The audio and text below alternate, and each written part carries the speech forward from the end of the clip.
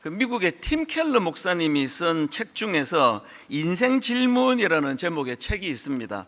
이 책은 그 저자가 그 영국의 옥스퍼드 대학교 학생들 이제 대부분이 우리로 치면 이제 예수 믿지 않는 그런 그 학생들을 대상으로 한 강의, 그리고 또 뉴욕의 하버드 클럽이라는 정기 조찬 모임이 있다는데요. 그곳에서 이제 또 강의하고 뭐 이런 것들을 묶어서 만든 책인데요.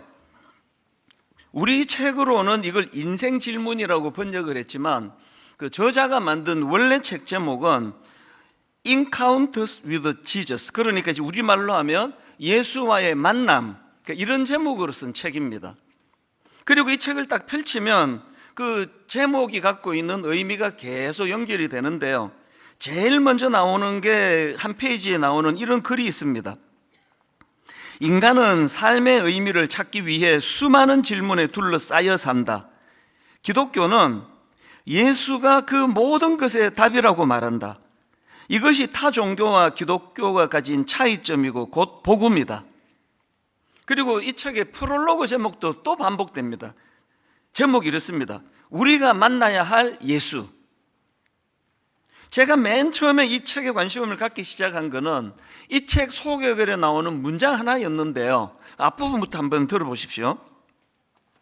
예수 그리스도를 직접 대면했던 사람들도 오늘의 우리와 똑같은 삶의 커다란 질문들에 부딪혔다. 우리처럼 그들에게 전수되어 온 답도 현실 세계에 통하지 않는 것만 같았다. 그런데 예수님을 만나면서부터 모든 것이 즉시 달라지기 시작했다. 그리고 제가 마음에 확 와닿았던 한 문장이 이겁니다. 그분은, 예수 그리스도는 해답을 주실 뿐 아니라 그분 자신이 해답이 되셨다. 이제 누가 이제 어떤 기도 제목을 갖고 저를 찾아오시잖아요. 그러면 제가 답을 드려야 돼요. 저는 그런 존재입니다. 그런데 예수님은 성경을 통해 답도 주시지만 그분을 찾는 것 자체가 해답이라는 거죠. 그분의 존재가 해답이다. 이게 참 저에게 와닿는 그런 표현이었습니다. 그리고 이 책의 파트 1의 제목도 똑같습니다. 예수와의 조우, 인생의 답을 얻다. 제가 오늘 설교 제목을 여기에서 따온 거거든요. 제가 이런 타이틀에 관심을 갖고 또 이것들을 기도 제목으로 삼은 이유가 두 가지 있는데요. 먼저는 그 가나안 성도라고요. 이제 예수는 믿는데 교회를 안 나가는 분들, 이분들이 지금 참 많다는 이야기를 제가 듣기 때문입니다. 저도 꽤 많은 가나안 성도들을 만나서 대화도 해봤는데요. 그분들 중에 적어도 제가 만난 분들 중에는요, 나는 예수가 싫어졌어, 나는 이제 예수를 믿지 않아, 그래서 교회를 안 나가, 이런 분은 적어도 제가 만난 분들 중에는 없습니다. 여전히 예수님을 믿어요. 예수님을 사랑한다는 거죠. 그런데 교회에서 상처를 너무 받았다는 거죠. 교회에서 너무 실망을 많이 했다는 거죠. 난 그 김 권사 때문에 안 나가, 박 집사 싫어서 난 교회 안 나가, 또 이찬수 목사 난 꼴보기 싫어서 교회 안 가, 뭐 그런 경우도 뭐 분명히 있을 거라고 생각하거든요.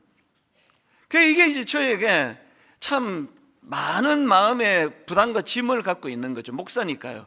어떻게 하면은 분명히 예수는 믿는데 교회는 안 나가는 이런 분들을 다시 교회로 발걸음을 돌리게 할 수 있을까? 그래서 이제 가나안 성도, 여러분 다 아시죠? 거꾸로 해가지고 예수는 믿는데 안 나가. 그래서 가나안 성도예요. 이게 이제 저에게 숙제가 있었기 때문에 이제 이런 책 제목 이런 것들이 저에게 참 와닿고요. 또 하나 이유가 있습니다. 제가 요즘에 계속 예수님 존재가 해답이라는 이런 문제를 가지고 고민하고 또 기도하게 된 이유가 있다면 근래에 몇 번 말씀드렸는데요. 지난 7월 말부터 시작이 돼요. 제 고민이.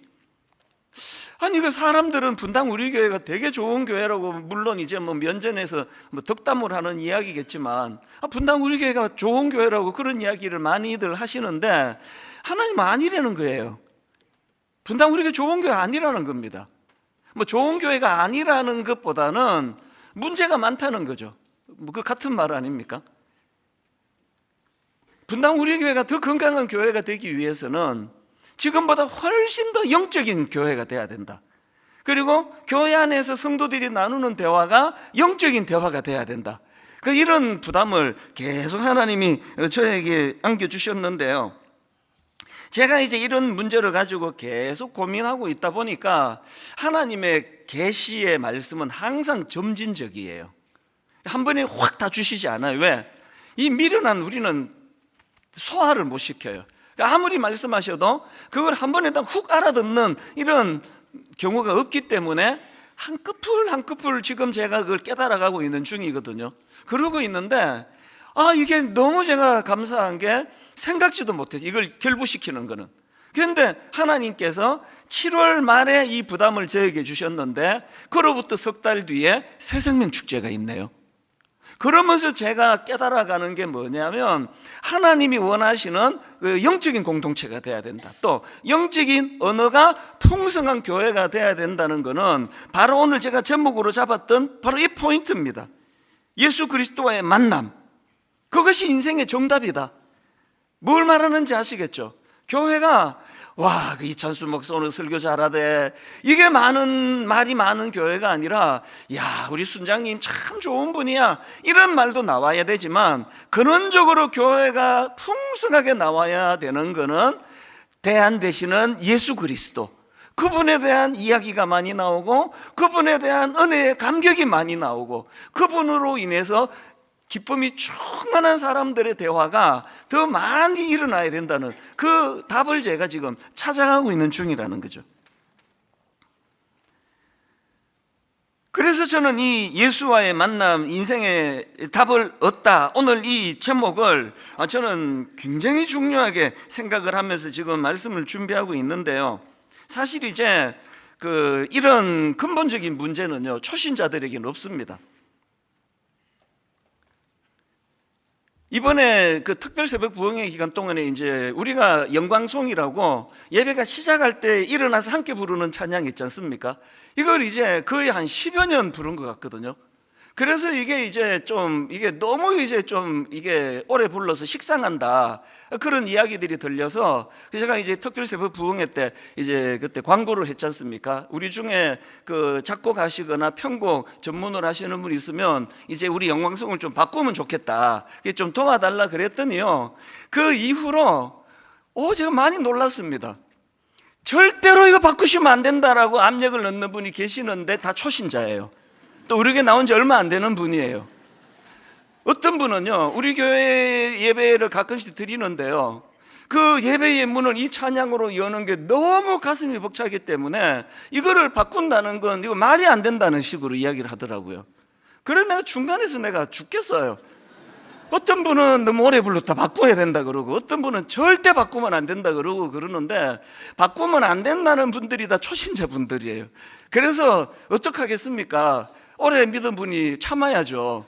그렇게 바꾸면 안 될 것 같아요. 당분간 더 영감 있는 곡이 또 나오리라고 저는 생각을 하는데요, 제가 그거를 보면서 이제 예수를 처음 믿는 분들은요, 얼마나 참 따끈따끈한 하나님과의 조우라 그러잖아요. 이게 여러 가지 뜻을 갖고 있는데, 참 분당 우리 교회 좋은 사람 많대더라. 목사님 설교가 좀 길기는 한데 들어보면 재밌어. 그래가지고 이제 여기 왔다가 예기치 않은 만남을, 예수 그리스도를 만나고 그분과의 조우를 통해서 여기에 답이 있는 거구나, 이런 걸 알아가는 기쁨을 초신자들이 많이 누리거든요. 분당 우리 교회는 기존 신자 등록을 안 받고부터 너무나 따끈따끈한 초신자들의 주님과의 만남의 이야기를 많이 듣고 있기 때문에 아직도 그분은 일하고 계시고, 아직도 그분은 역사하는 가운데 수많은 인생의 문제에 해답을 제시해 주신다는 걸 제가 알고 있거든요. 문제는요, 오래 믿은 분들이에요. 장로님, 권사님, 또 안수 집사를 포함한 서리 집사, 또 순장, 모태신앙, 이게 오래전부터 이제 예수를 믿다가 보니까 이게 그냥 막 쪄낸 찐빵이 아니라 어떤 분은 식어 빠진 찐빵 같아요. 뭘 해도 기쁨이 없고, 뭘 해도 감격이 없고, 막 초신자가 눈물을 흘리면서 찬양하면 자기 안에 쿡쿡 찌르면 우리도 저랬지 옛날에, 그지? 이런 대화를 할 수밖에 없는 이게 분당 우리 교회가 21년 연차가 되면서 하나님이 아파하시는 부분이에요.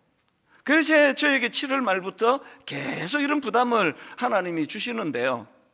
제가 사실 이번 추석에 사실 지금 요수아서는요, 특별 새벽 부흥회 때 유난히 은혜를 주셔가지고 이 본문은 지금 물이 올랐어요. 막 제가 보면은 막 설교 준비가 쫙 나오고요.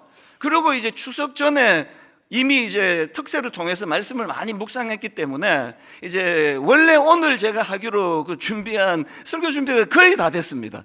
그래서 이번 추석은 내가 좀 편하게 쉬겠다 생각했는데 하나님이 계속 저에게 부담을 주셔가지고요. 그래서 제가 참 한숨을 쉬면서 본문을 바꾼 거예요. 그래서 오늘부터 다음 주, 그 다음 주, 오늘은 새생명 축제를 앞둔 우리 모두에게 주님이 주시고자 하는 말씀을 요한복음으로 문을 열고, 다음 주, 그 다음 주일에 요한복음을 가지고 두 번에 걸친 복음 설교를 제가 준비를 하고 있는데, 놀라운 게 뭔지 아십니까? 제가 식어 빠진 찐빵이었던 거예요. 제가 요한복음을 가지고 이 안에 있는 예수 그리스도, 그분은 우리 인생의 해답도 주시지만 그분 존재가 해답이 된다는 이런 내용을 가지고 이번 추석 연휴 동안에 요한복음 1장부터 4장까지를 묵상하는데 너무 마음이 제가 뜨거운 겁니다. 저는 저희 가족, 직계 가족은 다 미국에 계시고 저희 장모님은 옆집에 사세요. 그래서 추석에 동선이 가장 짧은 게 접니다. 그런데 저는 이번 추석 연휴에도 교회로 출근을 하면서 발걸음이 너무 기쁜 겁니다. 너무 행복하고요. 추석 연휴 마지막 날에는 잠을 못 이루었습니다. 너무 가슴이 뜨겁고 벅차서 밤을 아무리 자려고 애를 잠이 안 오는 걸 어떡합니까? 그래서 거의 밤을, 물론 초저녁에는 또 잤죠. 물론 초저녁에는 잠깐 눈을 붙였지만 그렇게 밤을 새다시피 요한복음을 묵상하면서 제가 오늘 이 시간을 너무너무 기다렸습니다. 이 기쁨을 흘려보내줘야 되는데, 산모가요 제일 힘들 때가 막 저지도 오는데 이 아이에게 이게 젖을 물려줄 수 없는 이런 경우, 우리 막내도 갓 태어나자마자 어디가 안 좋아가지고 병원에 조금 더 머물렀는데 자기 엄마가 굉장히 힘들어 하더라고요. 저도 마찬가지예요. 막 영적인 젖이 막 돌면은 수많은 영혼들에게 이걸 주고 싶은 거죠. 그래서 오늘 이 시간도 이번 한 주가 안 가서 굉장히 제가 이 시간을 기다려 왔거든요. 제가 또 깨달은 게 있습니다. 모태신앙이고 또 목사고 신학 공부를 계속 해오는 사람인데도 불구하고요, 예수 그리스도, 그분을 우리가 알고자 하고 예수 그리스도, 그분이 우리 인생의 대안이 되신다는 사실을 인식할 때 마음에서 새로운 기쁨을 주시다라는 거예요.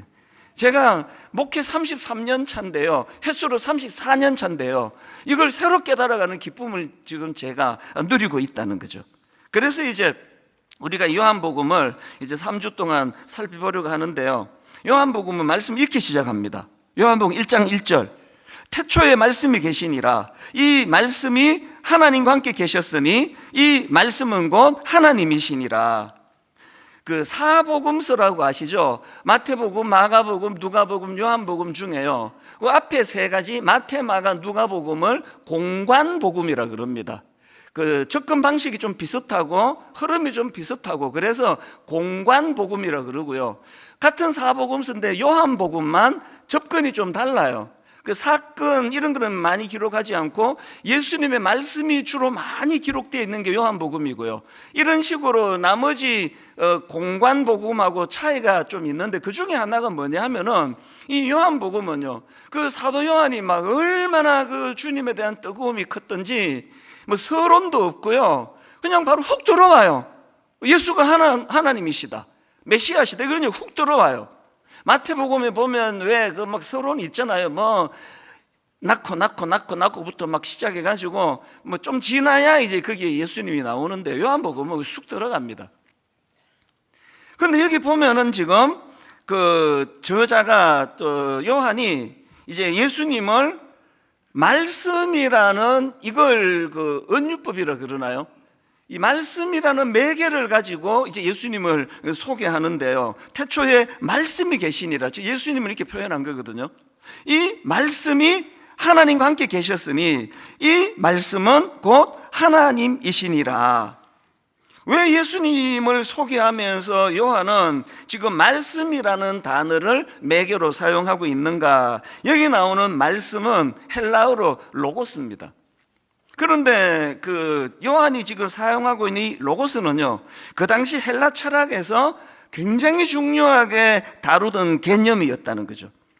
그 당시 헬라 사람들은 이 로고스를 우주에 가득 찬 이치, 또 우주와 인간을 연결하는 지식, 뭐 이런 것으로 이제 철학적으로 설명을 해왔다 그러는데, 요한은 이걸 지금 어떻게 이것을 지금 활용하고 있는가 하면은 그 주전 6세기부터 1세기에 이르기까지 헬라 문화권에 속한 사람들의 이 사상을 지배하던 철학의 골자가 로고스인데, 요한은 이걸 지금 예수님을 소개하는 재료로 쓰고 있다는 거죠.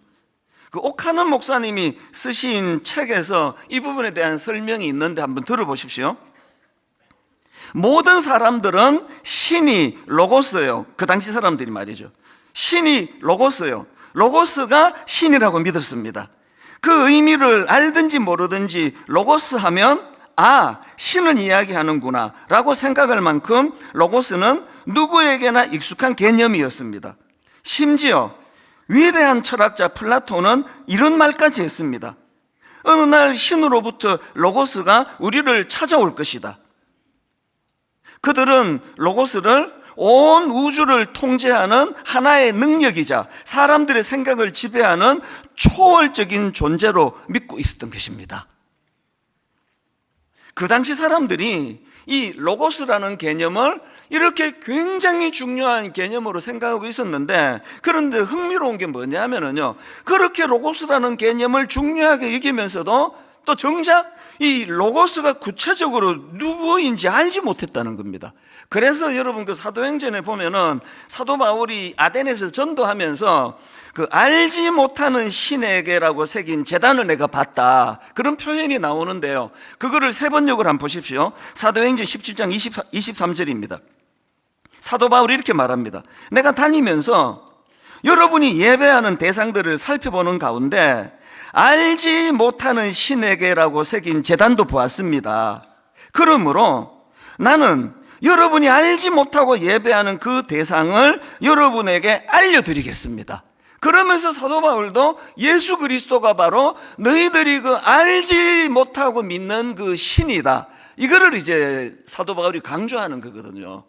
그러면 지금 오늘 요한복음 1장 1절에서 마음이 얼마나 뜨겁고 급했으면 뭐 인사말도 없고 부연 설명도 없고 그냥 쑥 들어온 게 예수가 메시아예요, 예수가 하나님의 아들이에요, 이거를 설명하면서 로고스라는 개념을 가지고 설명하는 이유는, 옥 목사님의 그 표현으로 말씀을 드리자면 사도 요한이 이걸 지금 외치는 거죠. 너희들이 날마다 로고스 하는데 그 로고스가 바로 예수 그리스도시다.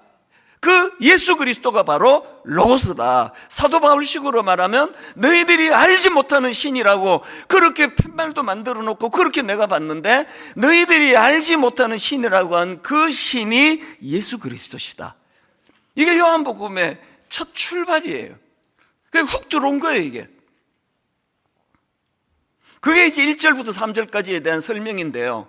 그리고 4절에 보면 이제 예수 그리스도가 참 신이라는 사실을 그렇게 선포하고 난 다음에 이제 4절에서 그 예수 그리스도와 관련된 두 가지 중요한 개념을 거기다 언급합니다. 자, 4절을 보십시오. 1장 4절입니다. 그 안에 생명이 있었으니 이 생명은 사람들의 빛이라. 예수 그리스도와 관련한 두 가지 개념 중에 첫 번째가 뭐죠? 생명이에요. 생명. 그리고 또 하나가 빛입니다. 그래서 제가 오늘 그래서 우리 예수 믿는 사람들이요, 예수님과 관련해서 꼭 기억하고 회복해야 될 두 단어를 좀 설명을 드리고 싶은데요. 첫 번째 단어가 생명입니다. 생명. 예수 하면 생명이 또 올라야 돼요. 생명 예수예요. 그래서 오늘 본문 요한복음 1장 4절에서 사도 요한이 예수님을 소개하면서 그 안에 생명이 있었으니 이렇게 지금 표현하고 있는데요, 요한복음 10장 10절에 보면 또 예수님 스스로도 당신을 그렇게 표현하고 있습니다. 자, 요한복음 10장 10절을 보십시오. 도둑이 오는 것은 도둑질하고 죽이고 멸망시키려는 것뿐이요, 내가 온 것은 양으로 생명을 얻게 하고, 그 다음에 좀 이상해요, 표현이. 생명을 얻게 하고 더 풍성히 얻게 하려는 것이라. 여기 어떤 분이 이제 아들을 낳았단 말이죠. 그 낳은 거잖아요. 더 풍성히 낳는다는 게 무슨 표현일까요? 예수님이 생명을 얻게 하고 더 풍성히 얻게 하려는 것이라. 여기에 내포하고 있는 여러 중요한 의미들이 많지만 저는 이거를 이제 그 단어로 설명을 드리고 싶은데요, 이 성경에서 또 신약에서 이 생명을 설명할 때 사용하는 헬라어가 두 개입니다. 하나는 비오스라는 단어예요. 이 비오스는 어떤 뜻을 가지고 있는 생명인가 하면 글자 그대로입니다. 그 육신적으로 살아있는 생명체, 이게 비오스예요. 우리가 다 경험하잖아요. 내가 태어났고 시간 지나니까 성장하고 자라고 있고 나이가 들어 늙어가고 있고 그리고 언젠가 내가 죽을 것이다. 이 차원에서 생명이 성경에서 말하는 비오스예요.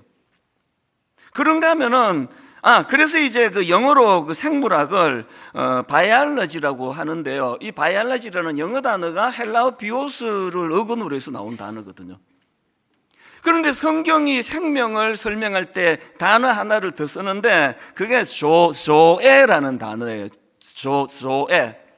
이 조에라는 이 단어, 이게 그 요한복음 1장 4절 오늘 본문에 나오는 그 생명의 이게 조에예요. 그 안에 생명이 있었으니, 이게 조에예요. 그러니까 조에라는 이 단어는 한마디로 말하면 그 예수 믿는 사람들에게 주어지는 생명의 본질, 다시 말해갖고 이거를 설명을 드리자면 이 하나님의 생명력이 그 삶 속에 깊이 거하는 상태, 이게 조에예요. 사도 바울이 그 전에 예를 들어 가지고 그 요한 1서 5장 12절을 보십시오. 아들이 있는 자에게는 생명이 있고 하나님의 아들이 없는 자에게는 생명이 없느니라. 여기 생명이 없다는 게 죽었다는 뜻은 아니잖아요. 예수 안 믿는다고 다 죽는 거 아니잖아요. 그러니까 여기서 말하는 아들이 없는 자에게는 생명이 없느니라 할 때 이게 조에가 없다는, 조에가 뭔지를, 그것이 얼마나 그 하나님의 생명력을 가진 역동인가를 사도 바울이 잘 표현을 해놓은 게 그게 로마서 8장 38절부터 39절입니다. 내가 확신하노니 사망이나 생명이나, 이 생명이 나오죠. 사망이나 생명이나 천사들이나 권세자들이나 현재의 일이나 장래의 일이나 능력이나 높음이나 깊음이나 다른 어떤 피조물이라도 우리를 우리 주 그리스도 예수 안에 있는 하나님의 사랑에서 끊을 수 없으리라. 이 조회가 가져다 주는 생명력을 이야기하는 거예요. 여러분, 우리가요 이 땅을 살아가다가 어떤 고난을 만나고 실직을 당하고 병을 만나고 이게 문제가 아니에요. 인생은 항상 그런 겁니다. 몇 번 말씀드렸잖아요. 서울역에서 내가 부산역 가려고 KTX를 타놓고, 기차를 타놓고 기도합니다. 하나님, 제가 부산까지 갈 때 터널을 하나도 만나지 않게 해주세요. 여기 타고 있는 모든 승객들이 다 터널을 만나도 저는 예수 믿는 사람 아닙니까? 터널을 만나지 않게 해주세요. 그 엉터리 같은 기도를 우리가 실제 생활 속에서 한다니까요. 터널을 만나지 않고 부산 가는 일은 없습니다. 인생도 마찬가지예요. 누구라서 병을 안 만납니까? 누구라서 사별의 아픔을 안 겪습니까? 누구라서 자녀가 속썩이는 일, 누구라서 결혼했더니 배우자가 내가 원했고 기대했던 사람이 아니라서 실망하는 일이 누구라서 안 일어나느냐고요. 문제는 그런 일을 부닥치지 않는 것이 행복이고 그런 일이 찾아오는 게 불행이 아니라 그런 인생의 나그네 길 가운데 찾아오는 수많은 굴곡에 생명력이 있는 하나님의 생명력, 조회가 없는 거예요. 왜 자꾸 가난한 성도가 생깁니까? 교회가요, 이 비오스 수준의 신앙생활을 하는 성도들로 꽉 찬 교회가 있고요, 조애의 기쁨을 많이 누리는 그런 교회가 있습니다. 후자가 하나님이 저에게 원하는 교회예요. 여러분은 지금 신앙생활을 어느 쪽으로 주로 많이 하고 계세요? 비오스 아닙니까? 제가 어릴 때를 생각해 보면 참 그때는 뭐 가난하고 놀이도 없고 했었는데 교회가 참 좋았어요. 교회가 너무너무 제게 행복을 줬는데요, 제가 이제 철이 들고 신학 공부를 하면서 알게 됐죠. 저의 어릴 때 신앙생활은 비오스의 신앙생활이에요. 교회가요, 이 육신적인 건강을 위해서 얼마나 애를 쓰는지 모릅니다. 그래서 그때 모든 중고등부 애들은, 교회 다니는 애들은 다 탁구 선수였습니다. 그 가난한데 교회마다 탁구대가 없는 데가 없었어요. 교회만 가면은 이제 복식조, 그래서 또 그것도 또 내가 좋아하는 여학생하고 한조가 되고 또 저쪽에 한조가 되면 막 너무너무 행복하죠. 주거니 받거니 탁구 치고, 그리고는 또 분식집에 가서 같이 떡볶이 사 먹고 이러면 막 예수님이 최고였어요. 그리고 막 중등부 고등부 행사 보면 막 비옷으로 가득 찼습니다. 3월 1일 등반대회, 이제 겨울이 지나고 날이 따뜻해지니까 모든 우리 중고등부 애들이 체력을 또 교회가 얼마나 도와주는지, 그 등반대회, 또 4월 5일 식목일은 또 이웃교회와 체육대회, 또 6월 6일은 또 딸기밭. 이게 저는 딸기하면 6월달이라는 알아요. 지금은 이 과일들이 철이 없어가지고 막 시도 때도 없이 나오는데요, 6월에는 중등부 전체 학생 딸기밭 방문, 모든 교회 행사가 그것으로 가득 찼거든요. 교회 생활이 너무 즐거웠는데 요즘에 제가 그게 좀 마음이 아파요. 여러분, 저의 중고등학교 시절에 어떤 우리 주일학교 선생님도 전도사님도 어른도 한 번도 저에게 교회를 가르쳐 주신 분이 없었습니다. 요즘에 젊은이들이 교회를 떠난다 그러는데요, 저는 당연한 결과라 생각합니다. 어릴 때부터 교회에서 무슨 체육대회, 탁구대회, 등반대회, 그거는 중고등학교 때는 너무 요긴하고 재밌었는데, 대학교 가보니까 놀거리가 천지인데, 디지털 문화로 무장된 재밌는 게 천지인데, 뭐하러 교회 와가지고 비오스 그러고 있겠냐고요. 가슴이 아픈 거죠. 모태신앙인데, 장로 딸인데, 목사 아들인데, 교회를 경험한 적이 없어요. 하나님의 생명력으로 예수 그리스도가 내 인생의 문제 해결을 해주시는 능력자신데, 그분은 우리에게 생명을 주시는 분이에요. 비오수도 주셨지만 우리에게 조회를 주세요. 어떤 상황에서도 사도 바울이 고백했던 것처럼 그 어떤 상황에서도 우리 주 예수 그리스도와 나를 끊을 수 없다, 이 확신을 가지고 살아가는 그 사람에게는 고난이 아프죠. 그러나 그렇게 치명적으로 아프진 않은데요. 이런 게 제가 참 마음이 아픈 거죠. 그런가 하면 두 번째로 그 본문에서 이제 예수님과 관련해서 회복해야 될 다음 하나를 더 제시하는데 빛입니다. 빛. 자, 요한복음 1장 4절을 다시 보십시오. 그 안에 생명이 있었으니 이 생명은 사람들의 빛이라. 그리고는요, 5절에서 부연 설명을 붙입니다. 무슨 뜻입니까? 중요한 게 하나 있다는 거죠. 4절 5절을 연결해서 제가 읽어봐 드릴게요. 그 안에 생명이 있었으니 이 생명은 사람들의 빛이라. 빛이 어두움에 비침에 빛이 돼 어둠이 깨닫지 못하더라. 이 빛의 속성을 5절에서 부연 설명하는데요, 저는 우리말 성경으로 이 해석이 참 아쉬워요. 여기 나오는 어둠이 깨닫지 못하더라, 이게 헬라어로 이 깨닫다, 이게 헬라어로 그 카타람바노라는 단어인데요, 물론 당연히 이 단어에 깨닫다라는 그런 뜻도 있지만, 그런데 전체적인 맥락과 문맥으로 봤을 때 이걸 이렇게 번역하는 거는 저는 이게 아쉬워요. 깨닫다 이런 뜻도 있지만 이 카타람바노라는 단어는 이기다, 제압하다 이런 뜻을 가진 단어거든요. 같은 맥락으로 쓰여진 것이, 같은 단어가 쓰여진 것이 요한복음 12장 35절인데요. 세 번역으로 보십시오. 예수께서 그들에게 대답하셨다. 아직 얼마 동안은 빛이 너희 가운데 있을 것이다. 빛이 있는 동안에 걸어다녀라. 어둠이 너희를 이기지 못하게 하여라. 카타람바노예요. 어둠 속을 다니는 사람은 자기가 어디로 가는지를 모른다. 어둠이 너희를 이기지 못하게 해라.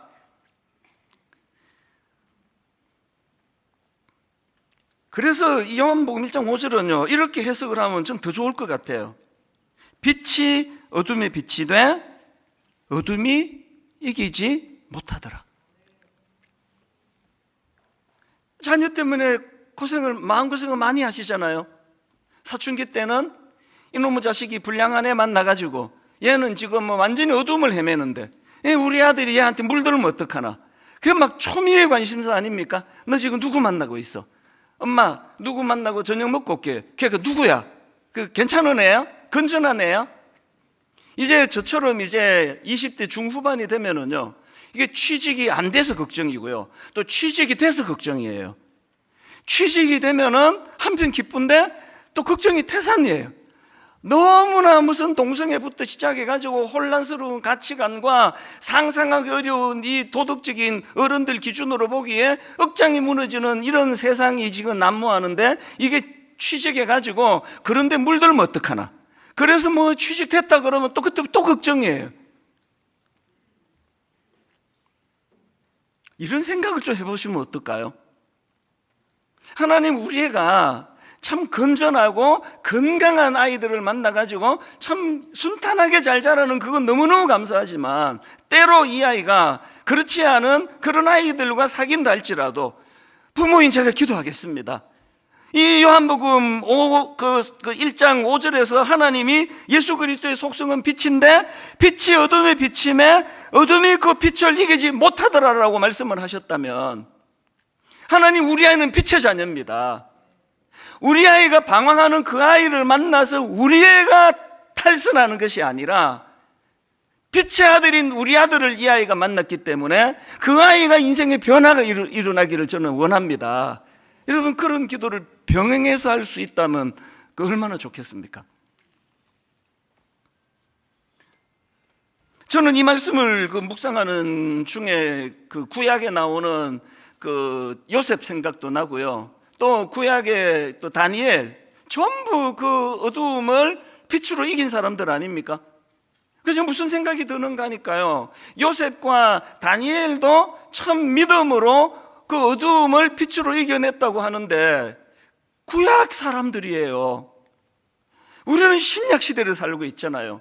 우리는 어떤 특혜를 누립니까? 예수 그리스도가 십자가를 통해서 요한복음 16장 33절이요, 이것을 너희에게 이르는 것은 너희로 내 안에서 평안을 누리게 하려 함이라. 그 다음 보세요. 세상에서는 너희가 환난을 당하나 뭘 깨달아야 됩니까? 여러분, 지금 어려움 중에 계세요? 고난 중에 계세요? 아픔이 있으세요?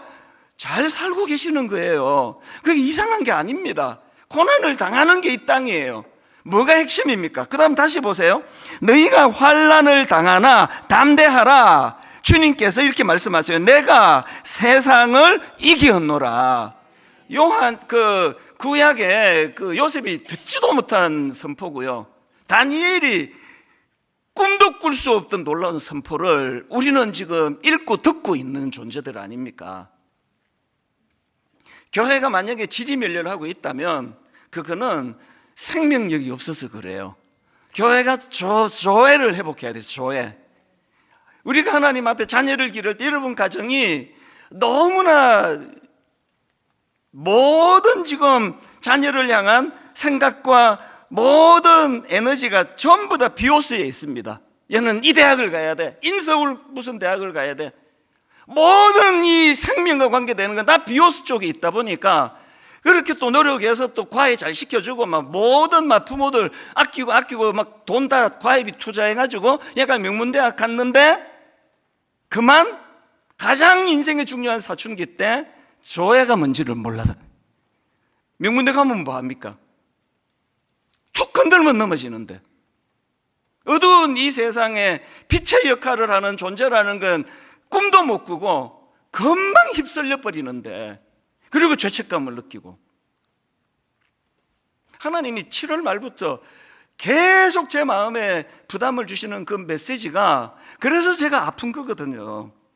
그런데 여러분, 이번에 이제 2주간 새샘물 축제가 있는데요, 여러분, 여기에서 저는 이게 자꾸 무슨 뭐 실적, 이번에 몇 명이 또 초대되는 거야, 또 몇 명이 또 결신해, 이제 이 생각하지 마세요. 먼저 우리가 조회를 경험해야 돼요. 여러분, 우리가 먼저 문제의 해답 되시는 예수 그리스도, 우리가 이분을 만나야 돼요. 갈망해야 돼요. 요한복음 1장 14절에서 말씀이 육신이 되어 우리 가운데 거하심에 우리가 그의 영광을 보니 아버지의 독생자의 영광이요 은혜와 진리가 충만하더라. 여러분이 놀라우신 대안 되시는 예수 그리스도, 참 그 요한의 표현으로 참 로고스 되시는, 참 신 되시는 예수 그리스도를 내가 목말라 해야 돼요. 모태신앙 필요 없고요, 장로, 권사, 목사, 안수, 그 전부 필요 없고요, 목마름이 있어야 돼요. 지금 초신자들은 막 쪄낸 찐빵처럼 막 찬양 하나 불러도 눈물이 나고, 삶 가운데 하나님의 조회가 우리 가정에 임하면서부터 어두움이었던 우리 가정에 빛이 들어오는 것을 기뻐하고 감격하고 예배 시간에 눈물을 훔치는데, 모태신앙 5대째 예수 믿는 그분 옆에 보면서 나도 옛날에 이랬지, 이런 상태를 방치하시면 안 된다는 거거든요. 사모하셔야 돼요. 갈망하셔야 됩니다. 저 목회 34년 차예요, 횟수로. 그런데 이번 추석에 너무너무 신비롭고 뜨거운 은혜를 경험하고 나니까 삶에 활력이 생기는 거예요. 막 너무 마음이 기쁨이 찾아오는 거거든요. 이 신비, 여러분, 이 예수 그리스도를 먼저 경험하셔야 되고요, 그리고 그것을 선포해야 됩니다. 로마서 10장 10절에 사람이 마음으로 믿어, 그 다음에 사람이 마음으로 믿어 의에 이르고, 그 다음에 입으로 시인하여 구원에 이르느니라. 분당 우리 교회 하나님이 말씀하시는 문제가 많은 교회가 확실합니다. 우리 전도 안 한 지 오래됐어요. 사람으로 차고 넘치는데 뭐 앉을 자리도 없는데 무슨 전도입니까? 무슨 문제가 생기죠? 마음으로 믿는 거로 다가 아니에요. 입으로 시인해야 된대요. 예수 그리스도가 하나님의 아들이라고 입으로 그것을 선포해야 된대요. 이번 새세면 축제를 준비하는 일주일 동안에 여러분 누구에게 한번 선포해 보세요. 그리고 2명 교회 데리고 가겠다 이런 소리 하지 마시고요, 내가 누군가에게 예수를 선포하면 그 선포하는 메시지가 상대방 귀에도 들어가지만 그게 내 귀에도 들어와요. 그럼 내가 영적으로 풍성해지는 거죠. 시간이 너무 아쉬운 게요, 내가 지금부터 이제 한 30분을 더 써야 되는데, 분당 우리 교회에서 처음 예수 믿는 사람이 이 교회 와서 예수님을 만나서 누리게 된 기쁨, 제가 지금 한 3가지 정도를 준비해 왔는데요, 허락하시면 한 30분 더 쓸 건데요, 예, 한 분만 원하시고 나머지는 원하지 않으시기 때문에 예배 마치고 오셔서 1대1로 제가 전해드릴게요. 언젠가 제가 나눌 거예요. 제가 마음이 뜨거워요. 분당 우리 교회가 더 성숙해져야 되지만 오늘도 여전히 이 안에 조회, 주님이 주시는 생명력으로 감격하고 눈물을 흘리고 가정이 회복되고 자녀가 변화를 입고 건강을 다친 그 자리에서 예수 그리스도가 대안 되시는 그분 앞에 무릎을 꿇고 눈물을 흘리는 이런 일들이 매주마다 일어나고 있다는 거예요.